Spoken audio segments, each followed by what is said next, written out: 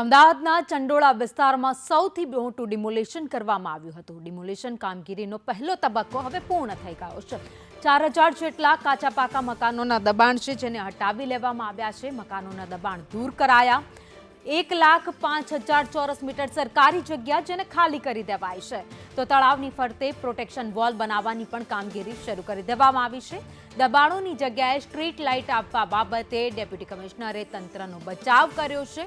ચંડોળા તળાવ સરકારી જગ્યા હોવાથી સ્ટ્રીટ લાઇટ અપાઈ છે તેવું કહેવું છે। અત્યાર સુધી ચંડોળાના દબાણો દૂર કેમ ન કરાયા તે સવાલોથી દૂર ભાગ્યા હતા ડેપ્યુટી કમિશનર, તો પત્રકારોના સવાલોથી ડેપ્યુટી કમિશનર દૂર ભાગ્યા હતા, તેમના પાસે જવાબ પણ નહોતા।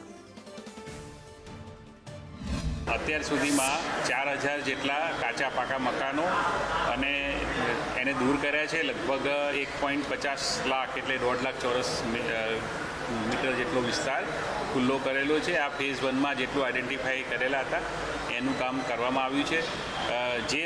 જે ભાગ ખુલ્લો કર્યો છે એના પ્રોટેક્શન માટે પણ વોલ બનાવવાની કામગીરી અને તળાવમાં પાણી ભરવાની કામગીરીનું આયોજન થઈ ગયું છે।